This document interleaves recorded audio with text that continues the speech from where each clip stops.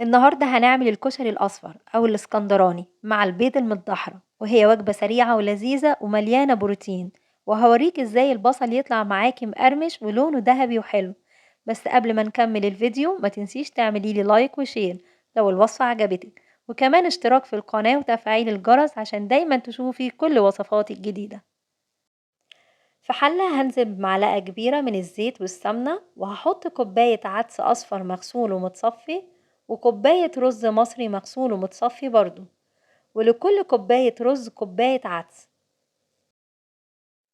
هشوحهم لحد ما الاقي الرز أخد لمعة حلوة، وبعد كده هضيف معلقة صغيرة من الكمون ومعلقة صغيرة من الثوم المفروم.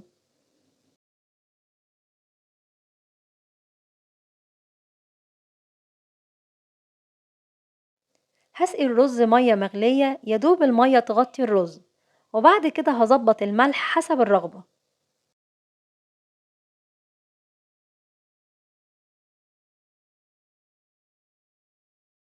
وأول ما الرز يشرب ميته هوطي النار وهغطي الحلة،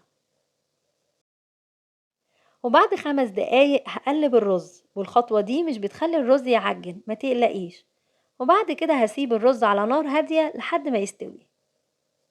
وهنا هبدأ أعمل البصل. قطعت 3 بصلات كبار حلقات رفيعة، هحط عليهم معلقة كبيرة من النشا، وهتأكد إن البصل اتغلف كويس بالنشا.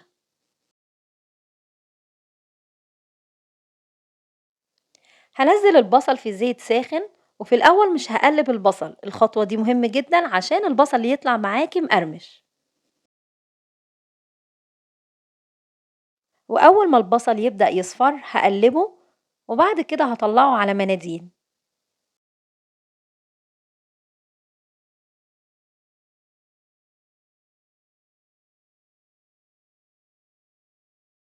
شايفين البصل لونه حلو ومقرمش ازاي؟ ممكن بقى تكسريه وتخليه ناعم زي المحلات أو تخليه زي ما هو، وأنا بفضله يكون كده. هنيجي بقى لصلصة الكشري. عصير طماطم هضيف عليه معلقة كبيرة من الصلصة، ومعلقة صغيرة من الثوم المفروم، ومعلقة صغيرة من الكمون، ومعلقة صغيرة من السكر علشان يعادل الحموضة. وبعد كده هظبط الملح، وهضيف معلقة صغيرة من الخل والزيت. بعد كده هسيب الصلصة على نار متوسطة لحد ما توصل لقوام صلصة الكشري. وهنا الخطوة اللي عليها الدور والأخيرة، البيض المتدحرج. بيض مسلوق هحط عليه رشة من الفلفل والبابريكا والكمون والكركم والملح، هدحرجهم كويس في التوابل، وبعد كده هحمرهم في معلقة كبيرة من السمنة أو الزبدة لحد ما يوصل لونهم للون الذهبي الحلو. وبكده وصفتنا خلصت. قد ايه كانت سهلة وسريعة، ودايما بعملها لما بكون محتارة ومش عارفة أعمل أكل ايه. هنيجي بقى لمرحلة الغرف وهي الخطوة الأخيرة. هبدأ بالرز، والحمد لله طالع معانا مفلفل وريحته حلوة قوي. وبعد كده هضيف البصل المقرمش والبيض المتدحرج. هقدم بقى الكشري مع الصلصة اللي عملناها.